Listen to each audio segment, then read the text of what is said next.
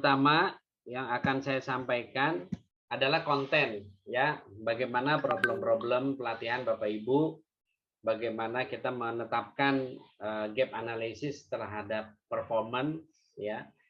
Kemudian bagaimana pemetaan, ya, performance yang berhubungan dengan pemetaan resources, ya. Kemudian key strategic untuk mengelola sebuah pelatihan, dan 4 level bagaimana mengevaluasi pelatihan. Jadi beberapa chat Bapak Ibu tadi sudah saya sampaikan, ada beberapa pertanyaan ya di chat tentang evaluasi pelatihan, ya. Nanti kita akan bahas di segmen kelima, ya. Tak kenal maka tak sayang, ya. Jadi nama lengkap saya Prihartono Setiawibowo. Baik, Bapak Ibu, secara konten nanti akan kita bicara apa sih scope of work HCM, ya, apa itu pelatihan, problem pelatihan, ya, gap performance, ya. Kemudian juga gap performance analysis, performance relationship map, key strategic, dan tadi ya 4 level of training evaluation, ya. Oke. Bapak Ibu, ini overview dahulu, ya, bahwa pelatihan itu bagian dari human capital management, ya, di mana di 2 minggu lalu saya sudah pernah sharing bahwa HRD itu, ya, telah berevolusi, ya, menjadi human capital management, dan di mana human capital management, ya, jadi ada 6 hal, ya, yang diurusi begitu. Yang pertama adalah selection and recruitment. Ini bagaimana sebuah bagian human capital management melakukan seleksi dan rekrutmen, ya, atas karyawan baru tentunya, ya, ataupun tenaga-tenaga kantor atau corporate yang ingin dilakukan secara kontrak, ya, yang tidak akan menjadi karyawan, itu juga bisa di dalam proses selection and recruitment. Yang kedua, kepersonaliaan, di mana mengurusi jam sostek, sekarang ini BPJS, ya, kemudian juga mengenai aturan, ya, regulasi ataupun kegiatan-kegiatan yang bersifat kepersonaliaan, ya. Yang ketiga adalah pelatihan dan pengembangan, ya. Biasanya bagian ini dijadikan satu kesatuan, tetapi sebenarnya saling berkorelasi, ya, di mana sebuah proses development rasanya tidak mungkin terjadi tanpa adanya sebuah proses pelatihan, ya. Tentunya pelatihan itu pelatihan yang kita sudah definisikan tadi di awal, ya, adanya terjadinya delivery knowledge, ya, dari satu orang ke orang lain, ya. Jadi dengan kata lain, bagian inilah yang bagaimana membentuk orang, ya, orang ada juga bilang membembeng orang, memberikan advising dan seterusnya, ada di fase ini, ya. Kemudian yang berikutnya kompensasi dan benefit. Ya, kompensasi dan benefit ini adalah bagian dari human capital yang mengatur bagaimana sih seseorang itu diberikan gaji. Berapa gaji pokoknya, berapa tunjangan jabatan, berapa mungkin ada transportasi, ataukah ada mobil perusahaan yang diberikan, ya, dan seterusnya, ya. Di bagian ini diaturnya. Kemudian yang berikutnya Bapak Ibu adalah industrial relation. Ya, bagian ini adalah bagian yang mengatur jika terjadi, ya, perselisihan antara perusahaan dengan karyawan. Ya, orang-orang bilang disebut dengan IR. Ya, bagian IR mana nih begitu, ya. Yang terakhir adalah general affair. Ya, general affair adalah bagian umum, ya, di mana ini yang mengurusi urusan kendaraan, gedung, legalitas, dan seterusnya. Ya, ini yang perlu disampaikan. Nah, dari 6 scoop ini, Bapak Ibu, ya, kita akan bahas, ya, 1 dari 6. Ya, bahkan ini satunya nggak satu utuh gitu, ya. Jadi satu itu ada training and development, tapi di bagian trainingnya saja kita bahas, ya. Karena secara umum HCM ini untuk bisa selesai, saya, ya, pernah menempa ke-6 ilmu ini dalam 1 minggu berturut-turut. Ya, jadi betul-betul di drill latihan, studi kasus, mendatangkan ekspor dan seterusnya. Ya, jadi komprehensif keenam ini. Ya, oke. Tadi saya sudah tanyakan di kolom chat apa sih masalah terbesar dalam pelatihan yang ada di perusahaan atau di corporate Bapak dan Ibu semua ya. Nanti kita akan bacakan satu persatu. Oke, ya. Jadi ada satu referensi ya yang saya dapat bahwa gitu ya. Ini secara definisi Bapak Ibu bahwa pelatihan itu ya disebutkan adalah a process ya whereby people acquire capabilities to aid in the achievement of organizational goals ya. Jadi bahwa pelatihan adalah bagaimana ya terjadi sebuah proses di mana dapat meningkatkan kapabilitas. Ya, tujuannya tentunya adalah peningkatan ya atau pencapaian daripada tujuan-tujuan organisasi. Ya, kalau kita bahasa yang sangat sederhana, organizational goals bolehlah kita bilang KPI. Ya, seperti itu. Nah, bagaimana proses itu proses pelatihan bisa terjadi melalui learning ya, melalui proses pembelajaran. Dan itu baru akan menimbulkan performance seseorang ya. Jadi kalau tadi Pak Indra ya yang sudah hampir 18 tahun ya di Alfamart, kemudian Pak Pak Roli ya yang di atau Pak siapa tadi yang menyebutkan bahwa hampir 20 tahun di KAI ya, saya yakin pada awal masuk di Alfamart atau di KAI pasti melewati proses ini ya, sampai akhirnya mungkin sekarang boleh dibilang senior employee ya di institusi atau lembaga masing-masing. Nah, ini merupakan satu Bapak Ibu, satu riset lah kita bilang ya, yang digambarkan dalam pie chart ya, bagaimana yang disebut masalah-masalah pelatihan ya. Kita mungkin mundur sejenak Bapak Ibu. Saya ingat dulu ketika SMA ya, dari senior gitu ya, kita di ospek lah ceritanya gitu ya. Jadi kita ditanya apa problem hidup kamu gitu kan. Saya juga kaget gitu, baru satu SMA aja sudah ditanya problem hidup. Ya kalau saya ditanya sederhana, problem hidup saya ya uang jajan kecil, ya kan, sekolah jalan kaki gitu kan, terus kemudian ya fasilitas tidak semewah lah teman-teman yang berada begitu. Jadi dengan sangat lugas saya sampaikan. Nah terus kemudian ditanya, kamu mengerti Kak apa itu masalah? Masalah apa ya masalah gitu kan. Jadi bukan hanya bahwa kita punya masalah apa, tapi tahu nggak bahwa apa sih arti masalah? Ya, Bapak Ibu mungkin nanti bisa mencari juga, tetapi kalau yang sudah memahami ya tidak ada masalah ya. Tetapi saya ingin mengingatkan bahwa masalah itu adalah gap ya antara realita dengan rencana ya. Jadi sekali lagi masalah adalah gap ya antara rencana dan realita. Jadi ketika Bapak Ibu ingin sesuatu itu kan baru rencana. Ingin sesuatu tapi kenyataannya bagaimana? Nah, itu ada gap. Ya, dan gap inilah yang kita sebut masalah ya. Coba kalau kita renungkan sebenarnya definisi masalah itu sederhana sekali. Yang kita mau sama yang terjadi, yang kita mau sama yang terjadi, udah itu aja tuh. Ya, ketika dua hal ini ada gap jadi masalah. Ketika tidak ada gap ya berarti bukan masalah. Ya, sederhana ya, Bapak Ibu ya.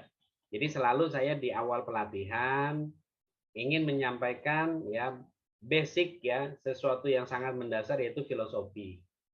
Jadi kalau dibilang managing the training function, jadi bagaimana mengelola sebuah fungsi pelatihan, maka kita tahu dulu apa itu pelatihan.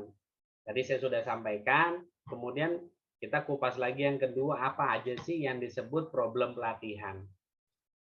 Ya, kalau kita tidak tahu problem pelatihan itu apa saja, maka kita tidak akan mampu atau tidak bisa ya menyusun program-program pelatihan yang saya bilang bukan yang baik, tetapi yang sesuai dengan kebutuhan. Ya, tolong dicatat ya Bapak Ibu, bukan training yang kita buat itu keren atau tidak keren, tapi sesuai nggak dengan kebutuhan. Ya, karena basic terjadinya sebuah pelatihan adalah kebutuhan. Ya, makanya kalau orang pelatihan selalu hafal betul apa yang dimaksud dengan TNA. Ya, training need analysis. Ya, oke, saya bacakan ini baru saya nanti tanya satu-satu ya supaya kita ada interaksi ya. Pertama kalau kita baca dari sebelah kanan terus ke kiri searah jarum jam ya, di atas tertulis standarnya ada atau jelas. Ya, jadi boleh dibilang sebenarnya standarnya ada atau enggak. Itu pertama ya. Terus kemudian condition. Ya, condition ini bisa kita bilang secara infrastruktur ini sebenarnya cukup bagus apa tidak. Ya, karena ini juga berpengaruh terhadap proses pelatihan yang ingin kita rencanakan ya. Misal gini, training teknis sederhana saja, penggunaan alat ukur. Ya, tetapi kita belum punya alat ukur. Kemudian belum punya satu mekanisme bagaimana orang bisa mengerti tentang pengukuran. Ya, ini kan berarti infrastrukturnya harus disiapkan. Ya. Kemudian apakah juga dibutuhkan motivasi atau insentif untuk mendorong orang kemudian mau ikut pelatihan, ya. Kemudian apakah juga terjadi kapasitas ya, ini kita pakai sedikit bahasa gaul Bapak Ibu, kapasitasnya mentok atau enggak. Jadi kapasitasnya itu masih bisa dikembangkan atau tidak. Dikembangkan masuk ruang pelatihan. Jika tidak bisa dikembangkan ya sudah, ya di situ saja kemudian sampai menjelang pensiun, ya. Kemudian yang berikutnya adalah pelatihan apa, terus bagaimana pelatihan itu di delivery, kemudian siapa yang membawakan. Ini hubungannya dengan KSA, ya, knowledge, skill, dan attitude. Ya, kita tahu sendiri bahwa KSA adalah parameter ya yang harus kita kembangkan ya sebagai syarat bahwa orang itu disebut perform atau tidak itu dari knowledge, skill, dan attitude ya. Kemudian ada juga pertanyaan bisa diukur atau tidak. Ya, dalam hal ini bukan kemudian pelatihan itu sekian kilometer, sekian meter tidak ya. Tetapi diukur dalam arti efektif atau tidak pelatihan itu. Ya. Bahkan loh, maaf Bapak Ibu, ada yang mengklaim bahwa sebenarnya pelatihan bukan bagian dari pekerjaan. Bahwa pelatihan masih menganggap membuang waktu-waktu kerja kita. Ya, jadi dianggap bahwa pelatihan bukan kerja. Yang kerja itu adalah gerabak-gerubuk di meja, kemudian kita sibuk dengan kerjaan masing-masing ya. Jadi meeting, pelatihan banyak yang mengklaim itu bukan masuk dalam pekerjaan. Ya, ini saya juga agak-agak aneh gitu ya. Meeting dan pelatihan bukan bagian dari pekerjaan. Lantas bagian dari apa? Nah, ini yang mungkin kita nanti diskusikan ya. Dan terakhir, Pak Icat itu menyebutkan bagaimana feedbacknya. Jadi sebuah pelatihan selesai, kemudian apa yang harus diberikan nih? Ya, diberikan ke atasan. Ya, jadi peserta dikirim, kemudian atasannya tahu apa sih feedback yang akan dilakukan gitu. Ya, ini yang mungkin kita perlu diskusi ya dengan Bapak Ibu semua. Ya. Baik, saya stop share dulu sementara. Saya ingin bertanya ke Bapak Ibu ya, minimal coba 3 orang, saya catat nanti kita bahas ya. Saya ingin memberi penghargaan tadi ke Pak Ishak. Boleh dibuka videonya Pak, buka fotonya Pak. Pak Pri. Ya Pak Ishak, mungkin boleh disampaikan satu saja Pak. Kalau tadi sudah tulis di kolom chat bisa diulang kembali. Apa problem terbesar pelatihan di tempat Bapak? Eh, ya, yang tadi saya tulis sih memang adalah problem antara target produksi dan pelatihan, karena kami mungkin sering sekali di-challenge ya, bagaimana membuat pelatihan itu menjadi seefektif mungkin, tetapi tetap mendapatkan minimum requirement-nya. Oke. Contoh misalnya kami di sini ada paket training yang 3D safety mandatory disebutnya. Jadi semua supervisor itu wajib mengikuti training itu. Nah, challenge-nya adalah apakah bisa dikurangi jumlah harinya? Oke. Karena satu kelas, misalnya kami sekitar 20 orang selama 3 hari.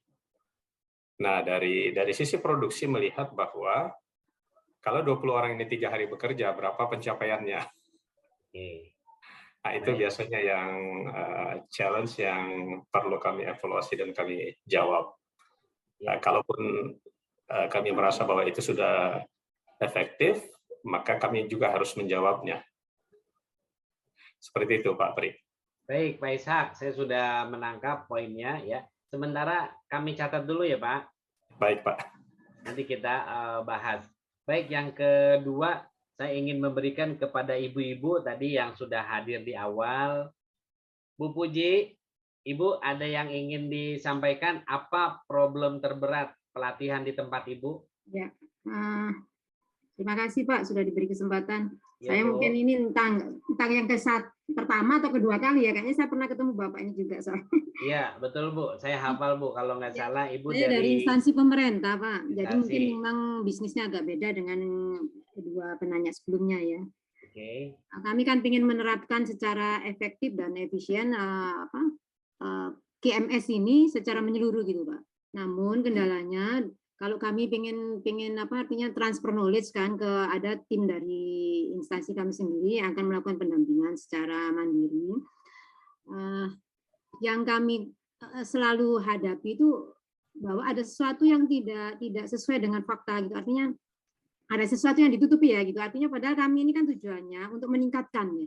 Meningkatkan standar layanan dan sebagainya. Kami butuh suatu hal yang real apa adanya. Nah, kira-kira bagaimana Pak cara mengkomunikasikannya dengan baik, juga supaya kami bisa memetakan itu dengan benar, tidak salah gitu, untuk memberikan apa ya, dalam membuat gap analisis, kemudian akan memberikan solusinya seperti apa, karena kami ingin meningkatkan kualitas dari layanan kami. Gitu, Pak. Terima kasih. Ya, Ibu boleh diulang Bu, supaya Bapak Ibu yang lain tahu dari instansi mana Bu?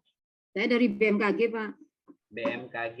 Tadi boleh spesifik, berarti bagaimana cara menentukan gap analysis atas kompetensi ya? Menggali itu loh Pak. Kan kami punya sekitar 200 UPT ya gitu. Ya. Nah, ini kan nanti akan kalau kami menggunakan pihak lain terus ini nggak akan selesai. Setiap tahun pasti paling 5, 6 gitu. Padahal kami pengennya segera semua bisa diterapkanlah ini konsep KMS ini secara menyeluruh. Ya. Artinya pertanyaan Ibu saya tangkap bagaimana melakukan gap analysis atas kompetensi di instansi Ibu ya. Tenaga untuk melakukan pelatihan secara mandiri. Ya. Kami juga kerjasama dengan tim dari NPE Jakarta gitu ya. Kami juga ada TUT, juga akan ada pembekalan untuk menyiapkan tenaga itu pendamping itu Pak supaya efektif gitu. Ya. Baik Bu, saya sudah menangkap poinnya. Nah, ini mungkin bisa menjadi satu trigger ya buat Ibu Puji karena korelasi ya relevan dengan pertanyaan Ibu ya. Jadi bagaimana ya atau apa yang disebut dengan performance gap? Ya, gap itu kalau bahasa manajemen kita bilang ada jarak. Ya, ada jarak, ada deviasi, ada penyimpangan gitu ya. Istilahnya rencana dengan realita belum ketemu, itu gap. Ya, saya mencoba menggunakan bahasa-bahasa sederhana karena webinar ini saya anggap bisa saja dihadiri oleh orang korporat yang sangat senior, Bapak Ibu, atau yang masih kuliah. Saya kan harus bisa mempertemukan bagaimana bahasa-bahasa yang mudah dipahami. Ya, baik ya. Cara bacanya begini ya. Di sebelah kiri ya, dengan di sebelah kanan ya, ini kita bilang di tengah ada performance gap. Jadi kalau kita bilang ya Di sebelah kiri kita sebut dengan desired organizational result. Sedangkan di sebelah kiri adalah desired employee performance. Ya, sebelah kiri ini planning. Ya, rencana yang diinginkan oleh sebuah perusahaan. Ya, tetapi di sebelah kanan ya kita menganggap ini aktualnya.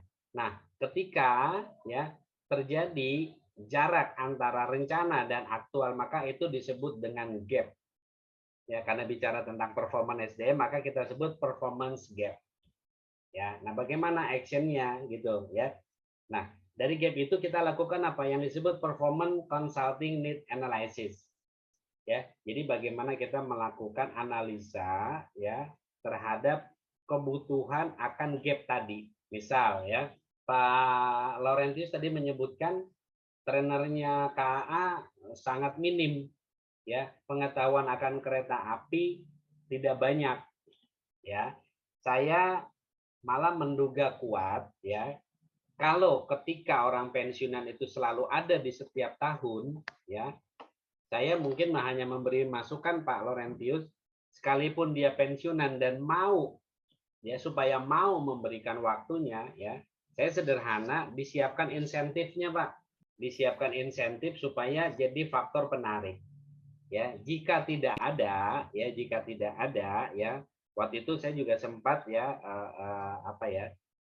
diskusi dengan salah satu teman kuliah di mana ayahnya seorang pensiunan kereta api di Manggarai, Jakarta Selatan, Pak Laurentius. Ya, memang betul ya, banyak orang sebenarnya gini sih ya, menurut kalimat beliau ya, banyak senior di kereta api yang setiap tahun selalu pensiun.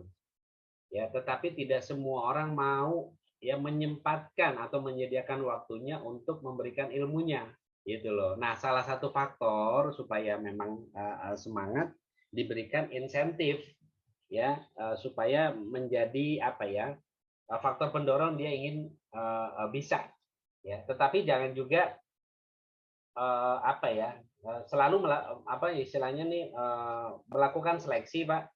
Jadi orang yang memberikan masukan atau ilmu terhadap di KAI adalah orang-orang yang memang punya satu bekal sebagai seorang trainer, Pak. Jadi ada orang yang kita bilang pintar gitu ya secara knowledge, tapi dia sulit menyampaikan ke orang lain. Ya, mungkin analisa saya menemukan orang yang cakap dalam mendelivery dengan cakap pengetahuan ini yang kadang tidak semua orangnya bisa. Ya, tetapi mudah-mudahan nanti dalam menyeleksi ya bagian SDM-nya gitu ya bisa menemukan orang yang tepat ya. Jadi sekali lagi melakukan tadi analisa kebutuhan, kemudian program itu kemudian dipisah itu dalam arti mana sih yang tindakan yang bukan pelatihan sama tindakan yang merupakan pelatihan ya. Jadi gap itu selalu ada yang kita sebut non training action dan training action. Ya, jadi aktivitas yang memang berwarna pelatihan, ada yang bersifat non pelatihan. Ya. Nah, ketika solusinya itu adalah training action, maka ini relasi ya, berkorelasi dengan materi kita. Ya, jadi bagaimana dengan mengelola pelatihan tersebut. Ya. Nah, ini yang disebut beberapa hal ya, aktivitas non pelatihan. Ya, kita sebut saja misalnya organization design, jadi bagaimana merancang ya sebuah organisasi, kemudian job design, bagaimana mendesain sebuah pekerjaan, sistem motivasi ya, kemudian sistem feedback, sistem umpan balik ya, kemudian perubahan kultur ya, kemudian bagaimana kita menyeleksi orang-orang yang kita akan berikan kegiatan non pelatihan ya.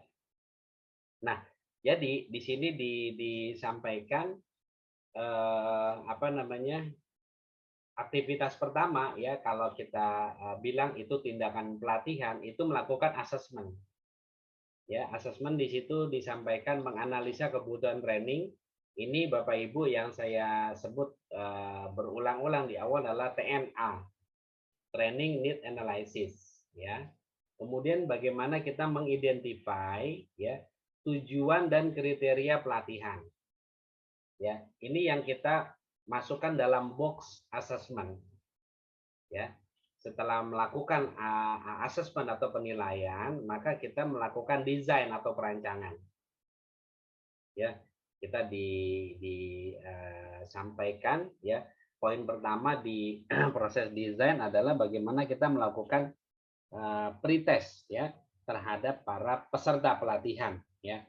Kemudian bagaimana kita menetapkan metode pelatihan ya, jadi select training method, jadi bagaimana kita memilih metode pelatihannya. Kemudian di situ bagaimana kita membuat ya, merencanakan terhadap pembuatan konten pelatihan, yaitu materi-materi pelatihan ya. Sudah matang di konsep desain, maka kita masuk kepada delivery, penyampaian. Kapan training itu mau disampaikan, kemudian siapa yang mengkondak ya, boleh dibilang IO-nya siapa, trainernya siapa gitu ya. Kemudian terakhir bagaimana monitor terhadap pelatihan tersebut, baik selama berlangsung ataupun setelah pelatihan itu selesai ya. Nah, kemudian puncaknya ya yang tadi ditanyakan beberapa dari Bapak dan Ibu, bagaimana mengevaluasi ya. Nah, di form evaluasi yang ada di slide ini ya cukup 2 poin yang kita akan angkat. Bagaimana mengukur ya dari outcomes, result dari pelatihan tersebut. Ya, tentang soft skill, misal sebuah pelatihan setelah 1-2 bulan ada nggak perubahan ya terhadap kemampuan soft skill yang diberikan dulu pelatihan itu seperti apa. Ya.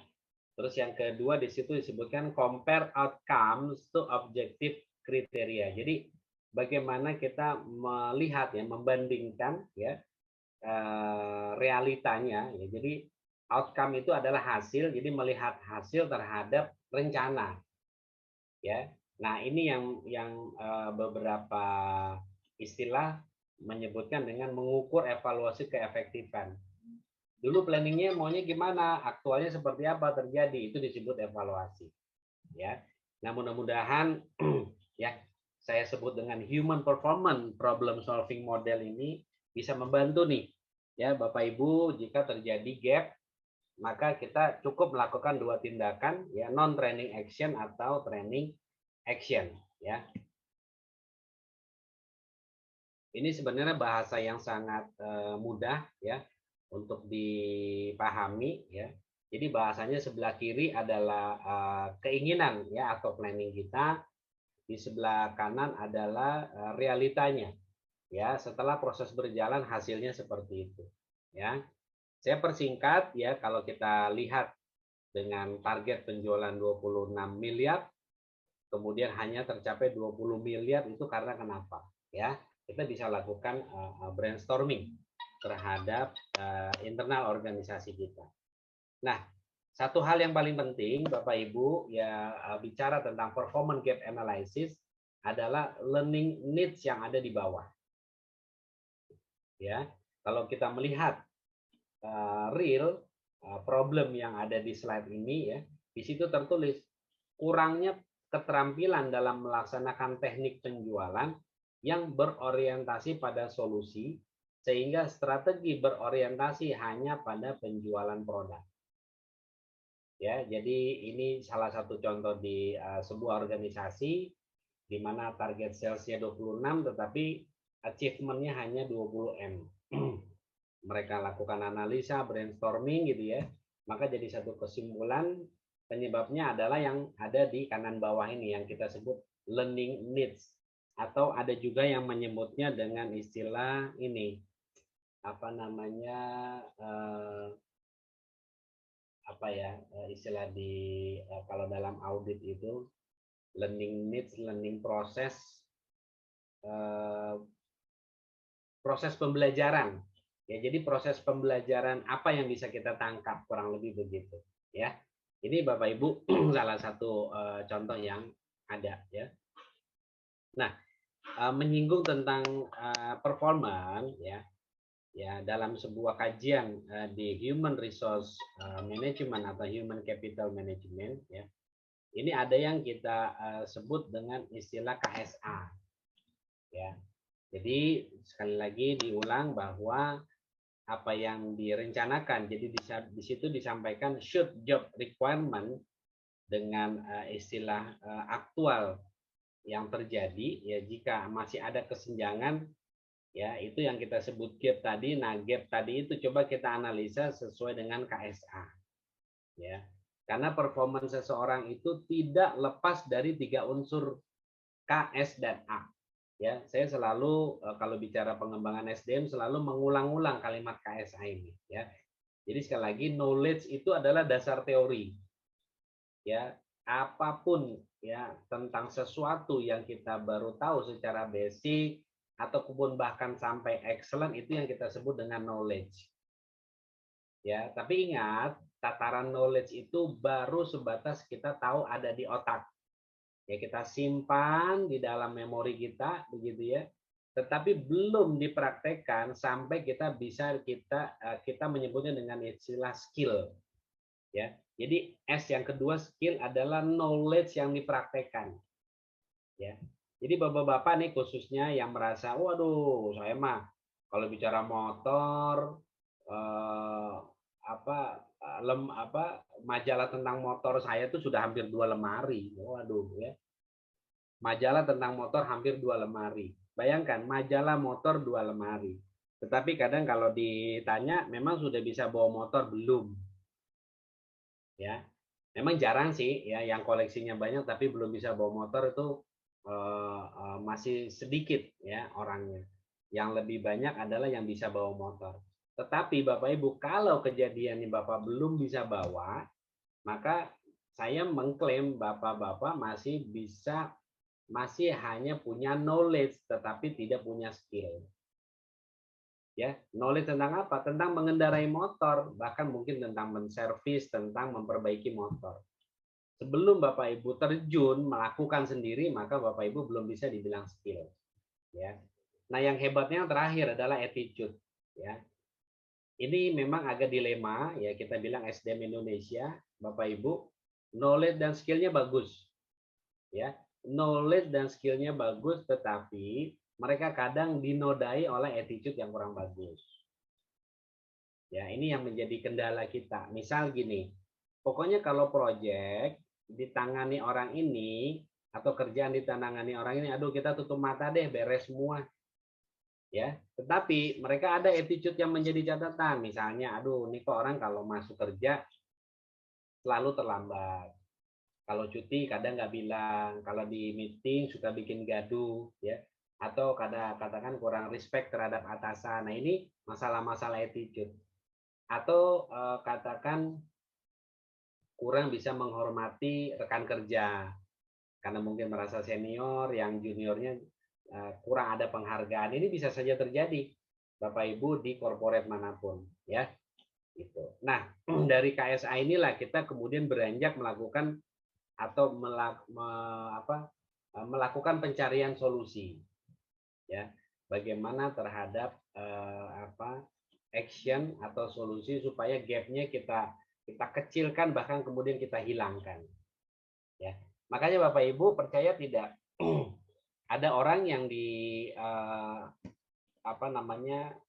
kita bilang promosi gitu ya, ada orang yang senang, ada orang yang ketakutan. Betul tidak Bapak Ibu? Bu Puji pernah ngalamin, Bu? Di instansi Ibu ada tidak yang dipromosikan dia malah takut, aduh jangan saya Bu, si dia saja gitu. Ya.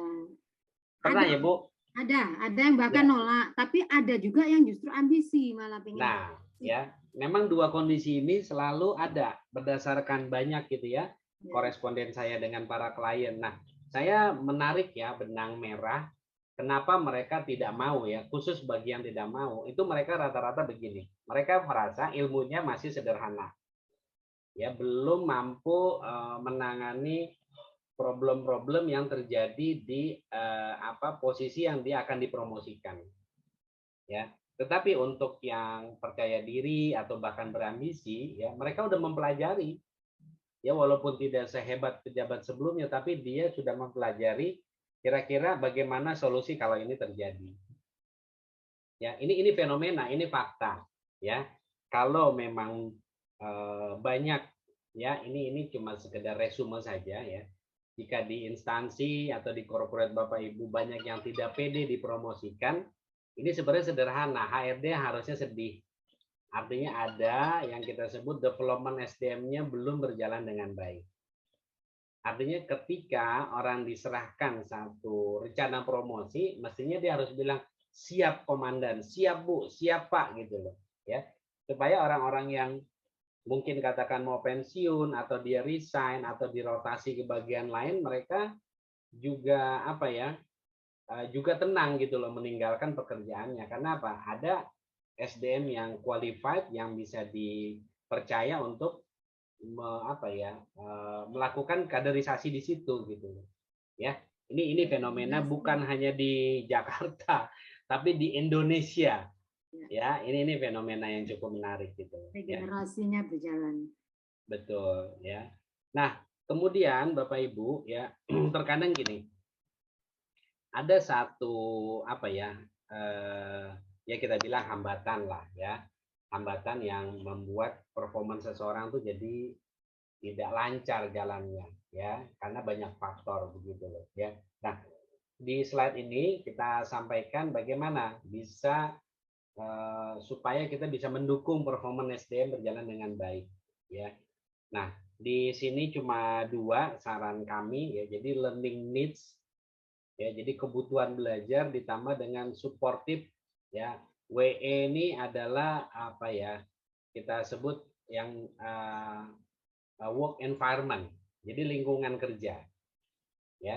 Jadi proses belajarnya dan lingkungan kerja yang mendukung, jadi supportive working environment needs itu adalah kebutuhan akan dukungan lingkungan kerja ya. Nah ini yang saya gambarkan di bawah, what is learn, jadi apa yang dipelajari ya. Jadi apa yang dipelajari harus disupport oleh siapa, bagaimana jenis lingkungan ya yang bisa yang bisa mendukung keberhasilan proses tadi. Makanya disebut what kind of environment to achieve result ya. Ini sangat penting Bapak Ibu ya.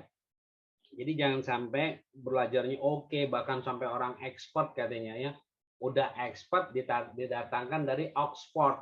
Jadi expert dan Oxford, wah ini luar biasa gitu. Tetapi begitu orang expertnya keluar, kemudian lingkungannya justru nggak mendukung. Ya, ini yang menghambat performance SDM di tempat kita atau di tempat Bapak Ibu ya. Baik, nanti di jam 10.45 ya, saya mengingatkan untuk kita bisa tanya jawab ya. Nah, ini yang kita sebut ya dalam sebuah istilah karakteristik lingkungan kerja yang berdampak atau yang menginfluen, yang mempengaruhi proses transfernya pelatihan. Ya, oke, apa aja nih ya, apa aja yang bisa disampaikan. Nah, ini referensinya saya dapat dari Hollenbeck, Gerhard Wright di edisi ketiga halaman 229 ya. Jadi kurang lebih ada 6 ya. Kita sebut dengan technical support. Ya, technical support dalam sebuah pelatihan ya kita bisa sebut dengan ruangan, proyektor, kemudian layar, spidol, whiteboard ya dan seterusnya ya. Kita sebut ini technical support. Bahkan laptop dan jaringan ya, jaringan internet itu juga masuk dalam kategori technical support ya. Jadi jangan salah Bapak Ibu, laptopnya mahal, trainernya eksekutif ya, kemudian pesertanya juga udah siap semua, tetapi ternyata jaringan internetnya kita belum ada atau bahkan lemot. Ini juga mempengaruhi ya. Kemudian yang kita sebut dengan climate for transfer ya. Jadi climate to transfer itu artinya bagaimana kondisi di mana proses transfer knowledge itu akan berlangsung. Ya, jadi bisa jadi ini lagi ada project nih, aduh kayaknya si A nggak bisa nih, ditarik dulu deh ke project. Jadi beberapa pertanyaannya Pak Laurentius dan Pak Ishak ini terjadi, ya gitu. Jadi ini saya yakin kok bukan hanya instansi mining ataupun kereta api ya. Ketika kita lagi kejar target produksi, target services, maka jarang pelatihan itu bisa disetujui untuk berlangsung. Ya, maka ini harus dikondisikan dengan baik ya. Kemudian lingkungan karakteristik lingkungan kerja yang ketiga adalah yang kita sebut opportunity to use learn capability. Ya, jadi bagaimana kita punya satu kesempatan ya, satu kesempatan menggunakan kapabilitas yang kita pelajari. Ya, artinya begini ya, ada orang-orang yang kita bilang mampu ya untuk, jadi gini, bukan untuk mampu belajar ya gitu, tapi lebih kepada dia mampu mempraktekkan apa yang dia pelajari. Ya, karena ada orang Bapak Ibu yang dibilang kamu mau training nggak, mau, semua mau, tapi begitu Anda mau mempraktekkan, mau membagi ke yang lain, aduh nanti dulu deh Bu, waktu saya sibuk gitu kan, atau saya sebenarnya nggak mampu mendeliver dengan baik ke orang. Jadi kalau saya udah dapat, saya telan, saya buat saya sendiri. Nah ini kan kalau kita mau posting dia sebagai pemimpin kan nggak cocok, berarti kita memilih orang untuk pelatihan ya. Kemudian yang berikutnya kita sebut self management skill. Jadi bagaimana keterampilan ya untuk mengelola diri sendiri. Ya. Bapak Ibu pasti percaya ya, orang yang kita minta untuk mengelola orang lain, memanage orang lain, maka dia harus pinter dulu mengelola dirinya sendiri. Ya, bahasa lainnya kalau mengikat sepatu aja masih berantakan, masih panjang sebelah, bagaimana dia mengikat tali sepatu orang lain. Nah, ini konotasi ya, artinya sebelum dia mampu memimpin diri sendiri ya dia harus mampu. Sebelum mampu memimpin orang lain dia harus mampu memimpin dirinya sendiri. Ya. Kemudian yang kita sebut peer support. Peer support ini rekan kerja. Ya, gitu loh. Ya, rekan kerja salah satu sebenarnya alasan di mana para pekerja ya itu bisa semangat melakukan pelatihan. Ya, saya yakin Bapak Ibu sudah menemui ya, sudah menemui. Ini kalau kita bilang jangankan tingkat korporat, anak sekolah juga sama. Ya, jadi saya kemarin baru saja melakukan diskusi ya dengan putri kami yang kedua, ya ini kelas 6 SD menjelang SMP ya. Karena istri saya dari Sumatera Barat ya. Jadi anak pertama saya panggil Mas, yang kedua Uni, yang ketiga Abang, keempat Dede gitu. Jadi sebutannya begitu Bapak Ibu. Ini anak-anaknya seleranya wawasan Nusantara ceritanya ya. Nah, saya cerita sama anak yang kedua, saya bilang, Uni, teman-teman kamu mau masuk SMP mana? Ya, jadi saya dan istri melakukan diskusi lah, brainstorming gitu ya. Nah, dari sekian banyak yang dilontarkan, mereka itu masih menganggap begini Bapak Ibu, teman dekat saya mau menuju ke SMP ini, ya itu tanpa pertimbangan lain-lain, mereka langsung bilang teman dekat aku mau masuk ke situ ya, maka aku juga mau gitu loh. Begitu juga teman-temannya itu mau karena mungkin adanya anak saya yang mau masuk di jurusan di SMP yang sama ya. Jadi saya masih sangat mengajari karena anak-anak SD itu yang mereka lihat adalah like or dislike ya, atau bahkan comfort atau uncomfort. Jadi suka atau tidak suka, nyaman tidak nyaman. Di situ terjadi ya.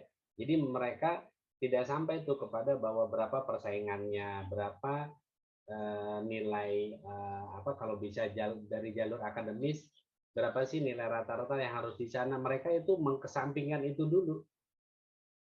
Jadi saya bilang mereka sedang menyusuri hal-hal yang bersifat subjektif. Tetapi orang tua lah yang memagari dari sisi objektif. Ya nilainya berapa, jaraknya bagaimana, kalau di anak perempuan faktor keamanannya bagaimana ya, lingkungan sekolah bagaimana, itu semua tuh komprehensif. Ya seperti itu. Jadi sekali lagi pelatihan yang di level corporate juga sangat penting bagaimana support dari rekan kerja. Ya bahkan ada loh Bu orang yang begitu antusias, teman-temannya bilang udah deh nggak usah, lo nggak mampu deh, ntar kalau lo naik kita nggak bisa nongkrong nih di kafe itu lagi tiap pulang kerja, nah dan kayak gitu ya. Ini yang kita bilang peer support. Nah yang terakhir adalah manajer support.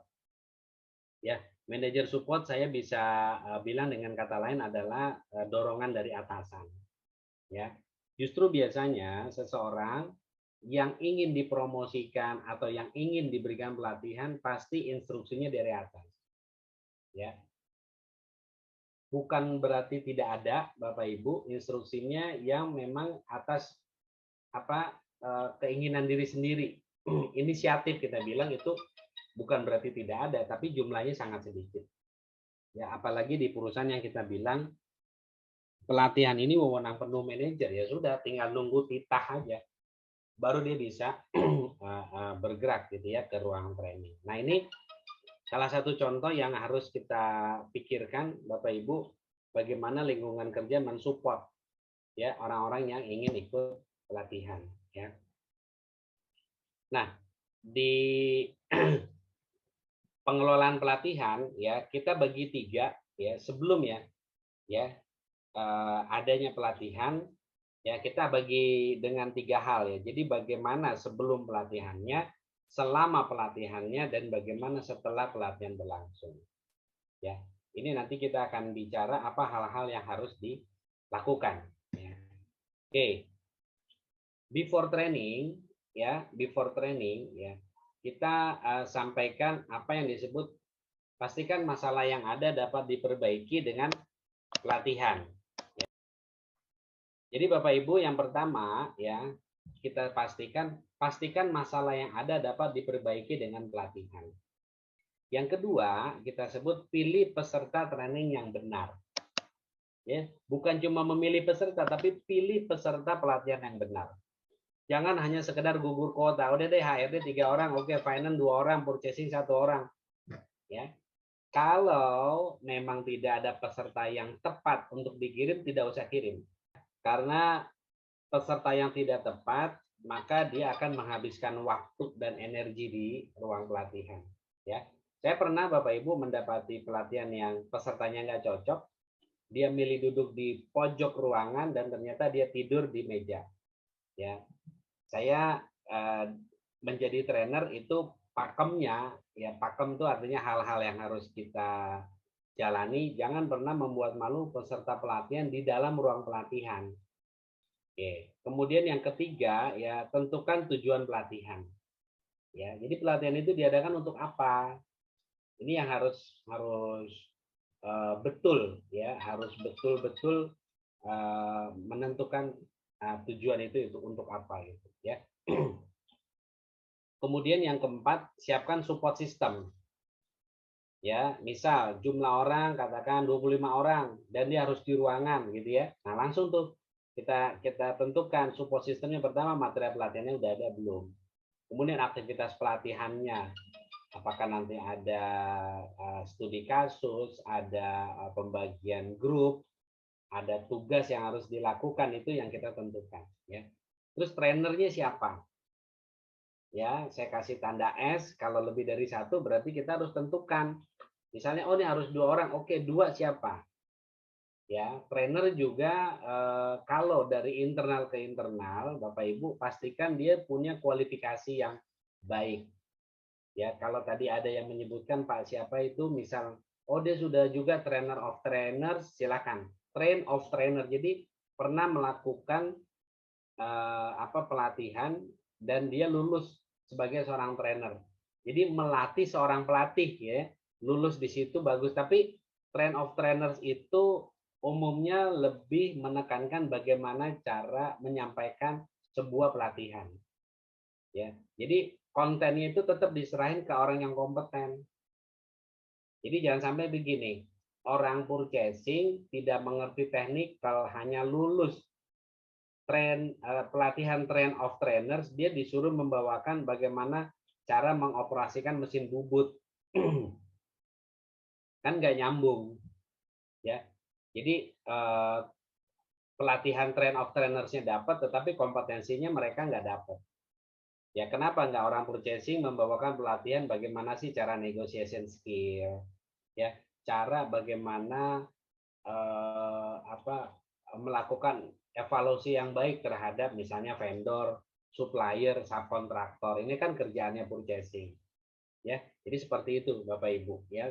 Jadi trainer maupun trainee, ya, pelatihnya juga harus dipilih yang benar, ya. Kemudian support system berikutnya adalah alat bantu. Ya, alat bantu kalau kita pakai di ruangan ini kalau mau lengkap bisa seperti yang saya sebutkan di slide. Jadi laptop, daftar absen pasti ya, kemudian kertas flip chart, pointer, whiteboard, spidol, alat peraga, sampel dan lain sebagainya. Ini silakan saja ya. Semakin lengkap semakin bagus. Ya, flip chart terkadang juga dibutuhkan ketika mungkin whiteboardnya tidak ada ya, atau flip chart tidak ada, whiteboard ada, kita bisa gunakan ya. Itu yang kita sebut di aspek sebelum pelatihan ya. Yang kedua, Bapak Ibu, during ya, during artinya selama pelatihan berlangsung ya. Di sini disebutkan adalah sesuaikan aktivitas pelatihan dengan tujuan pelatihan. Nah, aktivitas pelatihan itu yang umum Bapak Ibu biasanya presentasi. Ya, kalau kita bicara delivery knowledge-nya dengan tempat dan waktu yang ideal. Ya, jadi di ruangan, kemudian waktunya juga panjang dan membutuhkan alat-alat bantu yang proporsional. Nah, aktivitas pelatihan itu selain presentasi bisa studi kasus, bisa bikin grup, kasih tugas tertentu dan seterusnya, itu yang disebut aktivitas pelatihan. Dan itu disesuaikan dengan tujuan. Kalau orang teknikal, ya kan, pastikan ada role play atau studi kasus. Ya, tetapi kalau orang supporting yang tidak berbau teknis, tidak perlu ada role play dan seterusnya. Ya. Yang kedua, peserta pelatihan harus dibebaskan dari pekerjaan sehari-hari. Bapak Ibu merasa tidak, jika mengirim anak buah itu ke ruang pelatihan, kadang-kadang masih suka diganggu. Ini penawaran gimana? Ini pengiriman kapan? Itu gimana? Kliennya sudah ditanya belum? Inquiry, progresnya gimana? Jadi peserta pelatihan itu bukannya tenang, tapi malah pusing di dalam ruang training. Ya, ditanya data-data, dia nggak bawa laptop, mungkin juga kalau PC-nya di meja dia, dan di ruang training kan dia belum tentu bawa laptop sama PC-nya, Bapak Ibu. Ya, jadi di sini saya ingin sampaikan, ketika Bapak Ibu mengirim anak buah itu untuk belajar di ruang pelatihan, tolong jangan pernah dibebankan lagi dengan tugas sehari-hari. Ya, ini diusahakan supaya kenapa? Supaya result trainingnya dapat. Ya, jangan sampai nanti begitu selesai kita tanya, kamu dapat apa? Malah pusing, Pak. 5 menit pelatihan, datang serangan tugas, datang ditanya sama partner kerja yang lain. Kasihan dia, ya. Jadi bukannya dapat ilmu malah tambah mumet, ya. Terus yang ketiga, peserta tidak diizinkan berbicara dengan peserta lain dan bermain HP sebelum diizinkan. Ya. Banyak sekarang para provider pelatihan cukup strict dengan agenda pelatihan. Ya, ada yang mengizinkan HP-nya cukup di silent, ada yang tidak mengizinkan. Jadi harus dimatikan, ada yang seperti itu. Nah, kalau saya cukup moderat, biasanya saya tidak minta dimatikan, tetapi tolong suaranya di silent. Ya, tetapi pada kondisi pelatihan tertentu yang betul-betul membutuhkan fokus tinggi, biasanya saya suruh matikan. Jadi nanti di jam coffee break sama jam makan siang, atau kalau dia malam, kita atur pokoknya di jam istirahat baru mereka boleh melihat handphone atau menyalakan handphone. Ya, kalau tidak, apa bedanya pelatihan dan tidak pelatihan, Bapak Ibu? Ya, ini yang perlu kita sampaikan. Ya, baik, 1 menit lagi ntar saya buka ruang tanya jawab ya. Kemudian ini yang bagian ketiga setelah pelatihan berlangsung ya. Jadi setelah pelatihan berlangsung, Bapak Ibu, pertama ya, siapkan pendukung dan resources untuk menerapkan apa yang sudah partisipan pelajari. Ya, artinya apa? Artinya ya, mereka setelah melakukan pelatihan harus ada yang dinilai, harus ada yang dievaluasi. Misal ya, training negotiation skill seorang staff purchasing baru. Ya, ada yang bilang 1 bulan dievaluasi, 2 bulan dievaluasi, 3 bulan silakan. Sesuai dengan regulasi silakan. Nah, misal saya ambil 3 bulan. Setelah 3 bulan, dampak dari negotiation skill itu tercermin dari apa, Bapak Ibu? Ya, paling gampang dari harga yang kita ambil setelah kita lakukan negosiasi, dan yang melakukan negosiasi adalah orang tersebut yang ikut pelatihan. Clear ya? Gitu loh. Jadi pendukung dan resources itu artinya kita harus siapkan. Ya, gitu loh. Internetnya juga ada, PC-nya ada gitu ya, dan kemudian senior atau atasannya siap untuk dilakukan diskusi. Ya. Kedua, monitor progres hasil belajar. Berapa banyak harga-harga yang sudah diputuskan dan itu masuk akal sehingga disetujui dari staff purchasing yang baru. Ya, jadi Bapak Ibu baik sebagai atasan wajib mengevaluasi dan juga sebagai bawahan bisa melihat, saya kok belum berhasil ya melakukan negosiasi dengan baik.